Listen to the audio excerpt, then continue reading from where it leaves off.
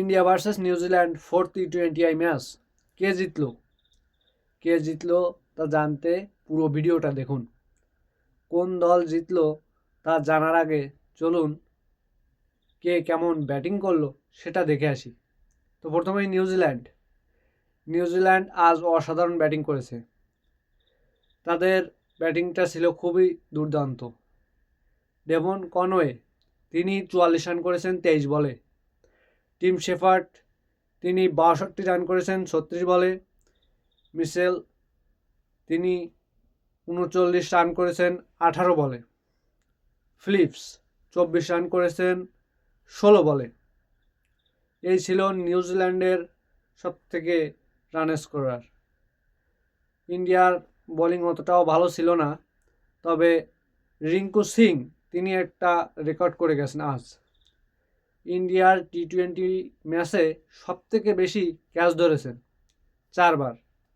তিনি সবথেকে বেশি ক্যাচ ধরেছেন 4 বার। এর আগে 2014 সালে আজিঙ্কা রাহানি 4 বার ক্যাচ ধরেছে T20 ম্যাচে।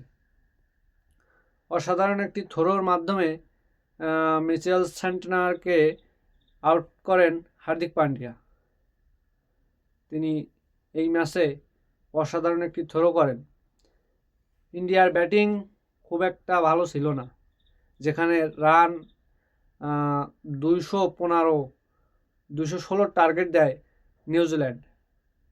ইন্ডিয়া প্রথমেই ব্যাট করতে নেমে অভিষেক শর্মা আউট হয়ে যায় 1 বলেই। এরপর সূর্যা কুমার যাদব আসে, তিনিও খুব একটা ইনিংস বড় করতে পারেনি।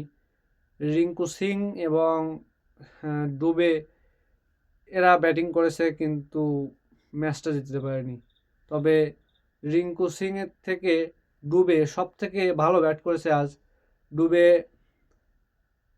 65 রান করে 23 বলে, 3টা 4 এবং 7টা 6 মেরে তিনি সৌদির 1 ওভারে 28টি রান নিয়েছেন আজ। এটা খুবই একটি বড় বিষয়। 1 ওভারে 28টা রান নেওয়া এটা মুখের কথা নয়। প্লেয়ার অফ দ্য ম্যাচ হয়েছিলেন টিম শেফার্ড। তিনি দুর্দান্ত খেলেছেন আজ। ফিল্ডিং ব্যাটিং সবই আজ ভালো করেছেন। লাস্টে 50 রানে নিউজিল্যান্ড জিতে যায় ম্যাচটি। পরপর টানা 3টে ম্যাচ হারার পর আজকে নিউজিল্যান্ড জয় পেয়েছে। আর আরেকটা বিষয়, নিউজিল্যান্ড সবথেকে বেশি বার উইন হয়েছে রান ইন্ডিয়াকে টার্গেট দিয়ে। ইন্ডিয়ার বিপক্ষে সবথেকে বেশি বার উইন হয়েছে টার্গেট দিয়ে।